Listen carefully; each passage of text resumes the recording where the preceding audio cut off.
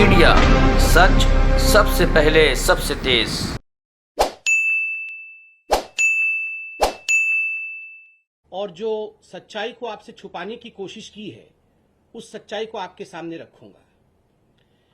बंधुगण, अरविंद केजरीवाल जी ने इस प्रकार से एक पिक्चर पेंट किया कि मोदी जी जो हैं वो दिल्ली की गरीब जनता को जो उनका अधिकार है, उनका राशन है, उससे वंचित रख रहे हैं और डोर टू डोर जो डिलीवरी होनी चाहिए राशन का, कहीं ना कहीं इस डोर टू डोर डिलीवरी को रोकने की कोशिश कर रहे हैं। मित्रों, ऐसा नहीं है। हकीकत क्या है? पहले तो मैं आपको बताना चाहूंगा कि मोदी जी ने अर्थात केंद्र सरकार ने दिल्ली की लगभग 72.78 लाख लोग जो नेशनल फूड सिक्योरिटी एक्ट के अंतर्गत आते हैं, उनके लिए मोदी जी ने क्या किया है और क्या दिया है जहां तक राशन का संबंध है। देखिए, दो स्कीम है अभी। एक स्कीम है नेशनल फूड सिक्योरिटी एक्ट, जिसको NFSA कहते हैं, और दूसरा स्कीम है प्रधानमंत्री गरीब कल्याण योजना। आप जानते हैं मोदी जी पूरे हिंदुस्तान के 80 करोड़ जनता को मुफ्त राशन मुहैया करा रहे हैं कोविड के समय में। तो ये दो स्कीम के अंतर्गत दिल्ली में भी जो गरीब बंधु हैं, उनको भी, जो मजदूर हैं, जिनको आवश्यकता है, उनको भी मोदी जी राशन पहुंचा रहे हैं। कितना राशन अभी तक पहुंचाया गया है और कितना पहुंचा है, इसका हिसाब किताब हम देंगे। देखिए, याद रखिए, भारतीय जनता पार्टी हिसाब किताब में विश्वास रखती है, ड्रामा में नहीं। हम चाहते हैं कि हकीकत आपके सामने जाए। ये जो नेशनल फूड सिक्योरिटी एक्ट है, इसके अंतर्गत 37,400 मीट्रिक टन राशन या अनाज आज तक दिल्ली को मोदी जी ने भेजा है। और दिल्ली सरकार ने जो उन्होंने खुद हिसाब दिया है कि मई के महीने में इसका लगभग 90% डिस्ट्रीब्यूट कर दिया है। और दूसरा स्कीम जो है वो प्रधानमंत्री गरीब कल्याण योजना का है। मैं मई जून, अभी जून महीना चल रहा है, और मई जून और जून के 5 तारीख तक का आपको हिसाब दूंगा। इन दोनों महीनों में जो दिल्ली का कोटा है, उससे अधिक 72,782 मीट्रिक टन यह अनाज जो है मोदी जी ने दिल्ली को भेजा। दिल्ली ने कितना उठाया? दिल्ली 53,045 मीट्रिक टन ही उठा पाई, अर्थात सारा उठा नहीं पाई, इतना ही उठा पाई। और ये जो 53,000 मीट्रिक टन उठाया है उन्होंने अपने कोटे में से, उसका मात्र 68% ही उन्होंने डिस्ट्रीब्यूट किया है। मात्र 68% ही वो बांटने में समर्थ रहे हैं, बाकी वो बांट नहीं पाए। मुझे बड़े दुख के साथ कहना पड़ रहा है कि यहां अरविंद केजरीवाल जी ने बहुत सारे आंकड़े नहीं दिए। पहला आंकड़ा जो अरविंद केजरीवाल जी ने नहीं दिया वो यह है कि ये जो NFSA national food security act का स्कीम है, इसके अंतर्गत कितना पैसा, ये एक सब्सिडाइज स्कीम है, अर्थात इसका पैसा जो है वो केंद्र सरकार देती है और एक बहुत मिनिमम पैसा जो है वो राज्य सरकार देती है। अरविंद केजरीवाल जी कितना पैसा देते होंगे? मिनिमम जो पैसा है वो कितना देते हैं, और मोदी जी कितना देते हैं? अब देखिए, दो राशनों की बात करेंगे हम, एक तो गेहूं की बात करेंगे और एक हम चावल की बात करेंगे। जहां तक गेहूं का सवाल है, गेहूं अरविंद केजरीवाल जी मात्र 2 रुपए देते हैं और मोदी जी देते हैं गेहूं पे 23.73 रुपीज। कुल मिलाकर गेहूं का जो रेट है, मार्केट रेट है, वो 25.73 रुपीज है, जिसमें अरविंद केजरीवाल जी 2 रुपए देते हैं, अर्थात दिल्ली सरकार 2 रुपए देती है। ठीक उसी प्रकार चावल में अरविंद केजरीवाल जी मात्र 3 रुपए देते हैं और मोदी जी देते हैं 33.79, अर्थात केंद्र सरकार देती है 33.79 रुपीज और राज्य सरकार देती है 3 रुपया। मैं ऑडियो नहीं आ रहा है, इसको अनम्यूट करता हूं।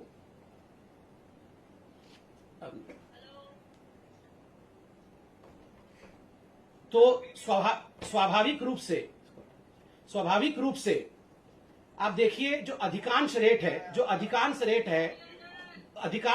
है वह केंद्र सरकार देती है और एक बहुत मिनिमल अमाउंट जो है वो राज्य सरकार देती है। मगर उसमें भी जिस प्रकार की राजनीति हो रही है वो हम सब देख रहे हैं।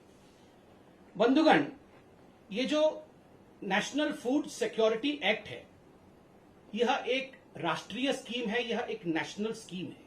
ये पूरे राष्ट्र में, पूरे भारतवर्ष में एक यूनिफॉर्म स्कीम के अंतर्गत काम करती है, यूनिफॉर्मिटी के साथ काम करती है। चाहे वो दिल्ली हो, चाहे वो उड़ीसा हो, चाहे वो बंगाल हो, चाहे वो कोई भी राज्य हो, हर राज्य में यूनिफॉर्मली काम करती है और कोई भी राज्य इसको डिसरप्ट नहीं कर सकता है। कोई भी राज्य का यह अधिकार नहीं है कि नेशनल फूड सिक्योरिटी एक्ट को बंद कर दे और अपने तरीके से उसी स्कीम में से स्कीम निकाले।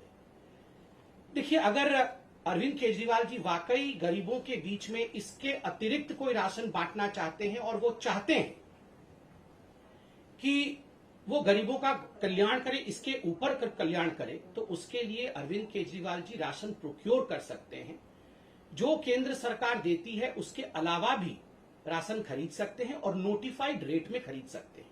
अर्थात जो रेट मैंने आपको कहा उस रेट के अलावा भी, उस रेट के अलग भी, जिस रेट में बंगाल को मिलेगा, जिस रेट में झारखंड को मिलेगा, जिस रेट में उड़ीसा को मिलेगा, जिस रेट में उत्तर प्रदेश को मिलेगा, उस रेट में भी अनाज खरीद करके वो अलग से अपनी स्कीम चला सकते हैं। वो उसका कोई भी नामांकन रख सकते हैं। इसमें किसी प्रकार की कोई आपत्ति ना तो केंद्र सरकार को होगी, ना तो किसी को आपत्ति होगी। दोनों मिलकर काम कर सकते हैं। मगर जिस प्रकार से वो ये दिखाने की कोशिश कर रहे हैं कि केंद्र उनको उनका स्कीम चलाने नहीं दे रही है, ये गलत है।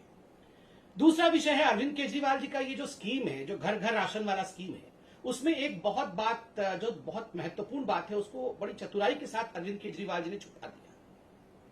उसमें एक प्रावधान है कि आप ये जो राशन है, जो आप फेयर प्राइस शॉप में पाते हैं, उस राशन को दिल्ली के कुछ एजेंसीज उठा लेंगे और जैसे कि गेहूं है उसको आटा बनाया जाएगा और जैसे चावल है उसकी सफाई की जाएगी और इसके लिए कुछ एक्स्ट्रा चार्ज दिल्ली की सरकार लगाएगी। देखिए, नेशनल फूड सिक्योरिटी एक्ट में कोई भी एक्स्ट्रा चार्ज के विषय में नहीं बताया गया है कि कोई एक्स्ट्रा चार्ज कोई भी राज्य लगा सकती है। जो केंद्र के नियम है उन्हीं केंद्र के नियम के मुताबिक चलना पड़ेगा। एक्स्ट्रा चार्ज कोई लगा नहीं सकता है। मगर मुझे दुख के साथ कहना पड़ रहा है कि अरविंद केजरीवाल जी ने इस महत्वपूर्ण विषय कि गरीबों से वो कितना एक्स्ट्रा चार्ज लेना चाहते थे, इस विषय को अरविंद केजरीवाल जी बताते नहीं है। इस विषय को अरविंद केजरीवाल जी छुपा देते हैं। और केंद्र सरकार ने स्पष्ट रूप से कहा है कि आप कोई भी केंद्र का जो कानून है, केंद्र का जो स्कीम है, उसमें एक्स्ट्रा चार्ज लगा करके उसे अलग तरीके से राज्य में रख नहीं सकते। तीसरी बात है, देखिए अरविंद केजरीवाल जी, आपने कहा कि आप गरीबों का भला चाहते हैं। One nation one ration card, पूरे राष्ट्र में एक राशन कार्ड हो, इसका प्रावधान केंद्र की सरकार ने किया था। बाकी राज्य इस काम को कर रहे हैं, आगे बढ़ा रहे हैं। मुझे दुख के साथ कहना पड़ रहा है बंधुगण कि दिल्ली की सरकार ने इस विषय को मना कर दिया कि वो one nation one ration card में आगे नहीं बढ़ेंगे और आज उन्होंने इस काम को आगे नहीं बढ़ाया है, जिसके कारण हजारों हजार जो मजदूर होते हैं, जो गरीब होते हैं, जो माइग्रेंट लेबर्स होते हैं, आज वो राशन से वंचित रह रहे हैं।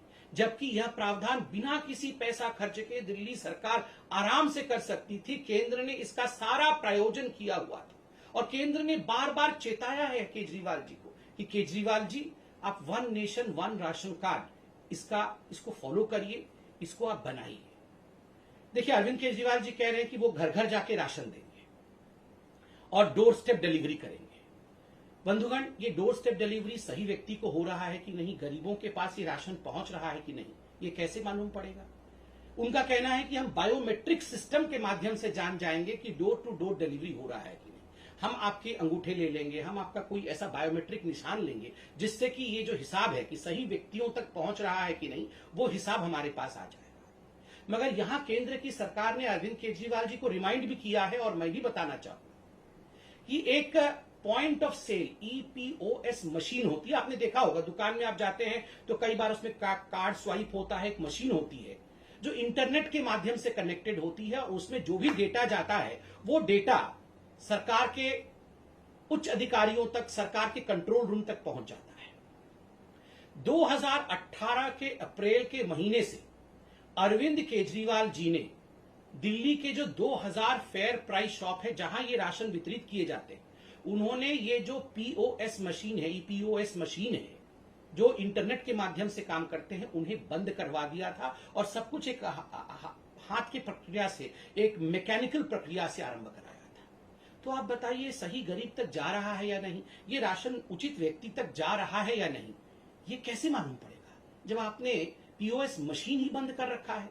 और अब बहुत कहने के बाद आपने POS मशीन चालू करने की बात की और दिल्ली की जनता को जान के आश्चर्य होगा, छोटे छोटे राज्य जो दूर दराज इलाके में हैं, जिनके पास इंटरनेट की सप्लाई भी नहीं है या कम है, उन छोटे छोटे राज्यों ने पीओएस मशीन लागू कर रखा है। इन छोटे छोटे राज्यों ने इनका 80% से अधिक आधार कार्ड ऑथेंटिकेशन है। अर्थात ये जो आधार कार्ड के माध्यम से, कि आधार कार्ड एक गरीब व्यक्ति के घर में अरविंद केजरीवाल जी जाते हैं, उनको राशन देते हैं, तो आधार कार्ड के माध्यम से कि इस व्यक्ति को राशन पहुंचा कि नहीं, ये आधार कार्ड के माध्यम से मालूम पड़ता है। जो नेशनल एवरेज है वो 80% का है, किंतु दिल्ली में आधार कार्ड ऑथेंटिकेशन 0 है। अर्थात अरविंद केजरीवाल जी ने इस पे कोई काम नहीं किया है। हमें मालूम ही नहीं पड़ेगा कि अरविंद केजरीवाल जी ये राशन उठा करके किसको दे रहे हैं। तो आप बताइए, क्या ये बहुत बड़ा स्कैम, मैं तो कहूंगा ये स्कैम होते होते रुका है। ये बिल्कुल 25 तारीख से जो अरविंद केजरीवाल जी ये जो राशन डाइवर्टिंग सिस्टम, ये कहीं ना कहीं राशन को डाइवर्ट करना चाहते थे।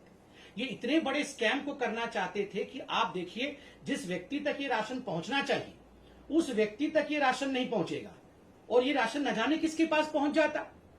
ना उसका आधार कार्ड ऑथेंटिकेशन है, ना वहां ईओएस मशीन है, और आखिरकार बाद में आप दिल्ली में देखते कि 7, 8, 10 गुना अधिक इन्फ्लेटेड प्राइस में गेहूं और चावल आपको दिल्ली में मिल रहा होता। यही अरविंद केजरीवाल करना चाहते थे। मैं ऐसा क्यों कह रहा हूं? आज अरविंद केजरीवाल जी ने राशन के घपले, राशन माफिया, सबके बारे में बात की। बंधुगण, आपको ये याद है ना, ये राशन कार्ड कैसे बनाते थे इनके मंत्री, आपको याद है ना? ये इनके राशन कार्ड मंत्री राशन कार्ड ऐसे बनाते थे, फेवर लेके लोगों से राशन कार्ड बनाते थे। पूरा केस कोर्ट में गया और अरविंद केजरीवाल जी को अपने मंत्री को ही हटाना पड़ा। अरविंद जी, आज आपकी जो उद्गार को हमने देखा, जो आप इतना कह रहे थे कि मैं राशन के लिए बहुत चिंतित हूं और बचपन से ही मैं चाहता था कि दिल्ली की जनता का भला हो, राशन कार्ड तो आपने ऐसे बनाया था। राशन कार्ड बनाने में ही आप घपला करते थे, सेक्सुअल फ्लेवर लेके आपके जो मंत्री हैं वो राशन कार्ड बनाते थे। बंधुगण, आज पार्टी ने हमारे कहा भी है और आपने ट्वीट भी देखा है कि ABCDEF, ये जो अरविंद केजरीवाल के ABCDEF है, हम उसको आज उजागर करेंगे। क्या है अरविंद केजरीवाल जी का ये गवर्निंग मॉड्यूल या उनका जो काम करने का तरीका है? ए क्या है? ए फॉर एडवर्टाइजमेंट। केवल एडवर्टाइजमेंट करना है, कुछ करना नहीं है, केवल एडवर्टाइजमेंट करना है। आज आप देखते होंगे कि वो जो बहुत सारे सिलेंडर रखे हुए होंगे और उसके बीच अरविंद केजरीवाल जी मास्क पहन के चल रहे हैं। हर जगह ये फोटो आ रही है, बहुत सारे सिलेंडर रखे हुए हैं और अरविंद केजरीवाल जी चल रहे हैं, एडवर्टाइजमेंट आ रही है, और वो कह रहे हैं कि हम 3rd वेव की तैयारी कर रहे हैं। अरविंद केजरीवाल जी, ऐसे ही अगर आप सिलेंडर के बीच में मास्क पहन करके 2nd वेव से पहले चल दिए होते तो आज 2nd वेव ही नहीं होता और ये सारी चीजें नहीं होती। आप उस समय भी एडवर्टाइजमेंट कर रहे थे, आज भी एडवर्टाइजमेंट कर रहे हैं। 1000 करोड़ रुपए, 900 करोड़ के आसपास आपने एडवर्टाइजमेंट में खर्च किया। और दिल्ली वासियों, अगर यही 900 करोड़ रुपए उन्होंने राशन पे खर्च कर दिया होता ना, तो आज घर घर अनाज तो क्या, घर घर फल फ्रूट तक पहुंच गया होता। सबके घर में एक सेव, एक अनार भी पहुंच रहा होता, अगर वो वाकई 1000 करोड़ रुपए एडवर्टाइजमेंट पे नहीं खर्च करते। A for advertisement, B for blame. हर चीज में मोदी जी आपने ऐसा कर दिया, मोदी जी आपने वैसा कर दिया, मोदी जी आपने मुझे ऑक्सीजन नहीं दिया, मोदी जी आपने मुझे रेमडेसिविर नहीं दिया, मोदी जी आपने हमें हॉस्पिटल का बेड नहीं दिया। फिर सुबह उठ के देखो तो टीवी पे चल रहा होगा, अरविंद केजरीवाल जी ने सबको बेड दे दिया है, अरविंद केजरीवाल जी ने सबको ऑक्सीजन दे दिया है, हम घर घर ऑक्सीजन पहुंचाएंगे। अरे आप तो ब्लेम कर रहे थे सुबह से ही कि मोदी जी ने आपको कुछ नहीं दिया, और फिर कैसे आपने घर घर पहुंचा दिया? मोदी जी राशन नहीं दे रहे, राशन क्या दे रहे हैं मोदी जी ने? हमने अभी आपको आंकड़े दिए हैं। मोदी जी 25 रुपए दे रहे हैं, आप 2 रुपए दे रहे हैं। मोदी जी 33 रुपए दे रहे हैं, आप 3 रुपए दे रहे हैं। और उसके बाद भी आप इतनी जोर आवाज कर रहे हैं, जबकि जो भी आपका ड्यू है वो ड्यू आपको मई और जून के महीने का वो दे दिया गया है, आप उसे डिस्ट्रीब्यूट नहीं कर पा रहे हैं। फिर भी B for blame, A for advertisement and B for blame. C for credit. हर चीज में क्रेडिट लेना है जी इनको, बस क्रेडिट। सुबह से उठकर दोनों भाई अरविंद केजरीवाल और मनीष सिसोदिया 2 डायरेक्शन में निकल जाते हैं, क्रेडिट लेने की डायरेक्शन। अरे आप तो खुद ही बोलते हैं हमें काम करने नहीं दिया जा रहा है, कोई भी नहीं चाहता है कि दिल्ली सरकार काम करे। मोदी जी आपको सारे अड़ंगे अटका के रखे हुए हैं, कोई भी आपको आगे नहीं बढ़ने दे रहा है। फिर कई चीज की क्रेडिट ले लेते हैं जी। मोहल्ला क्लिनिक खोल दिया जी हमने, पूरे विश्व का सबसे बड़ा मोहल्ला क्लिनिक है। आप देखिए हर हर गली कोने में मोहल्ला क्लिनिक है। इतना क्रेडिट लिया आपने, फिर निकला क्या? खोदा पहाड़ निकली चुहिया। वो मोहल्ला क्लिनिक का क्या हो रहा है जी, आप बताइए। और तो और मैं तो आपको एक जजमेंट भी पढ़ के सुनाऊंगा। पहले एबीसीडी कंप्लीट कर।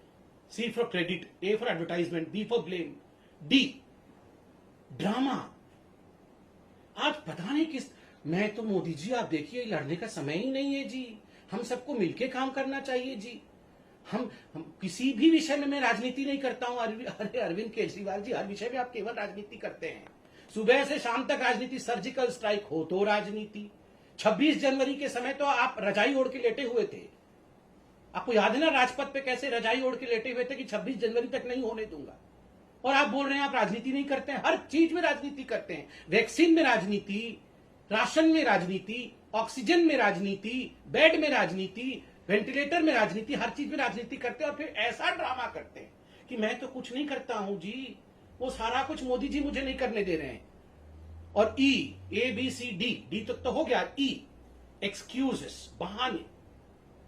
हर चीज में आप बहाने देख लीजिए, हर चीज में बहाने देख लीजिए। जब आज स्पष्ट रूप से आपको सरकार ने कहा है कि आप घर घर राशन देना चाहते हैं, स्वागत है। अनाज है, गोदाम में अनाज है, आप आए, अनाज खरीदें।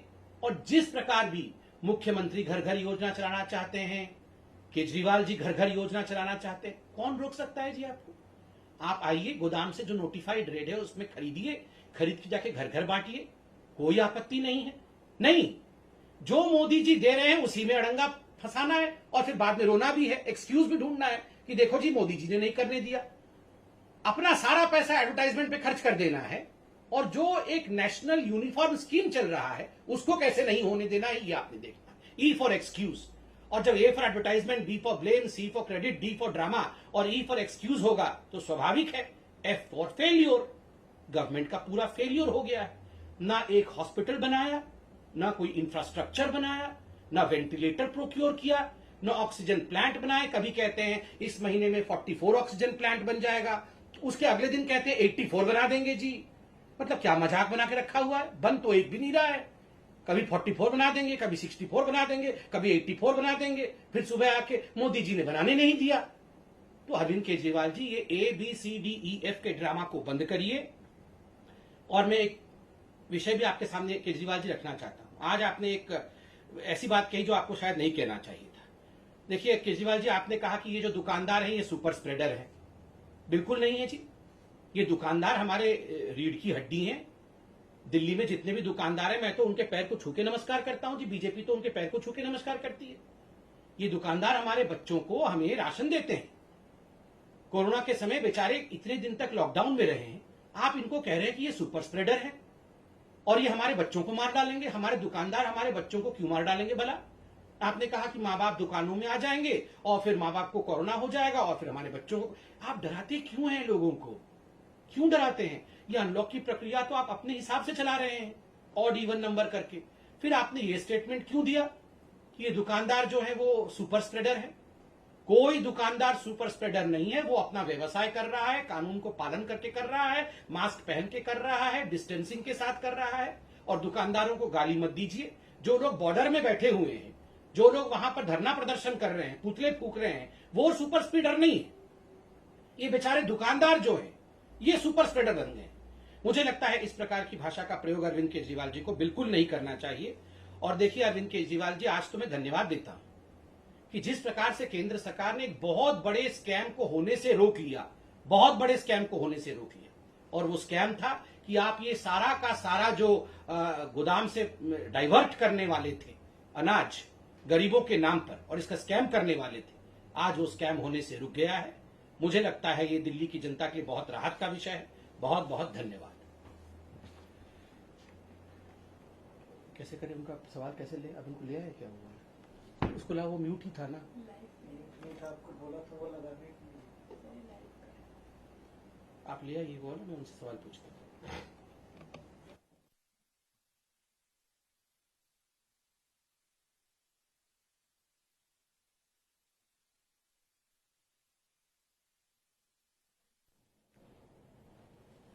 सर, आप राशन की बात कर रहे हैं, पर ये बार बार होता रहा है कि अरविंद केजरीवाल ने ये भी बोला कि उन्होंने एक बार नहीं 4 बार फाइल भेजी थी एलजी के पास, और एलजी चाहते तो उसको सिर्फ अप्रूव करके भेजना था और डिलीवरी हो जाती राशन की गरीबों को।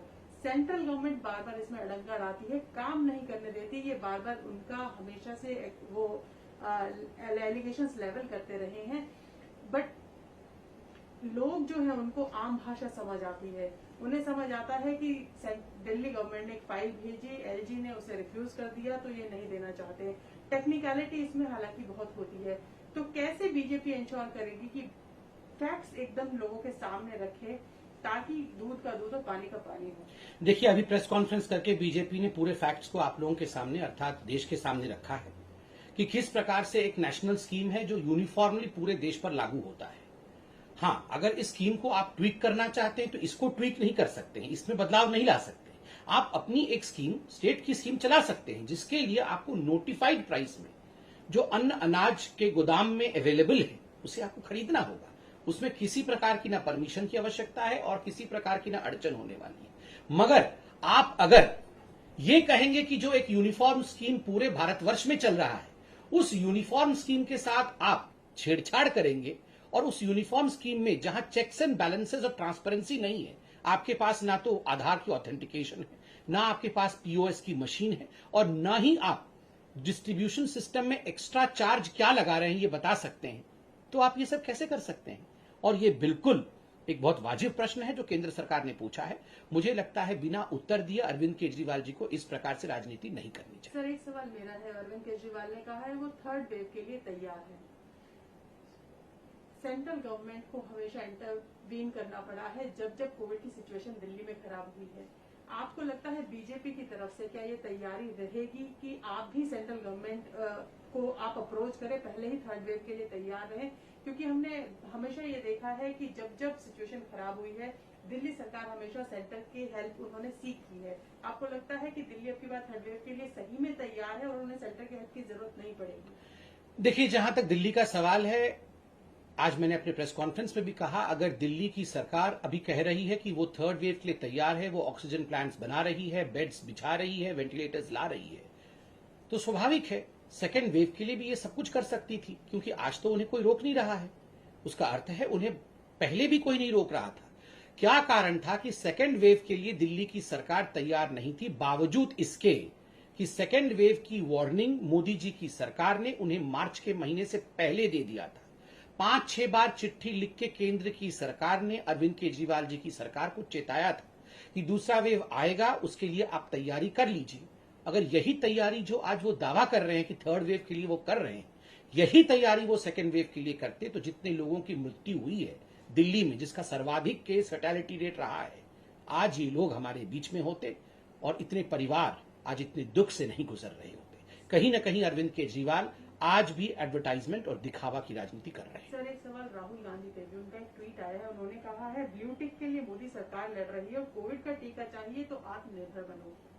देखिए, राहुल गांधी जी मुझे लगता है केवल ट्विटर ही खेलते रहते हैं। राहुल गांधी जी के लिए ट्विटर पे ही राजनीति करना उनका राजनीति का सबसे महत्वपूर्ण विषय है, उनका सबसे बड़ा प्लेटफॉर्म है।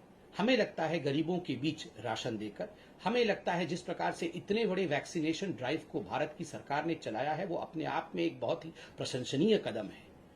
सोशल मीडिया के प्लेटफॉर्म से बाहर रियल प्लेटफॉर्म में उतर करके काम करने की आवश्यकता है, और हम तो सुझाव देंगे राहुल गांधी जी को कि आप इस प्लेटफॉर्म से बाहर जो कांग्रेस शासित राज्य है, जिनमें घपले घोटाले हो रहे हैं वैक्सीन को लेकर, कहीं जमीन पे गाड़ दिया जा रहा है, कहीं डस्टबिन पे फेंक दिया जा रहा है, तो कहीं पर जो वैक्सीन सरकारी रेट पे प्रोक्योर किया जा रहा है वो आप प्राइवेट हॉस्पिटल्स को दे रहे हैं बेचने के लिए, प्रॉफिटियरिंग करने के लिए। वो इन विषयों पे जरा फोन उठा करके अपने मुख्यमंत्रियों से बात कर ले, और उसके बाद ट्वीट करते रहे वो अलग विषय है, पहले फोन उठाकर बात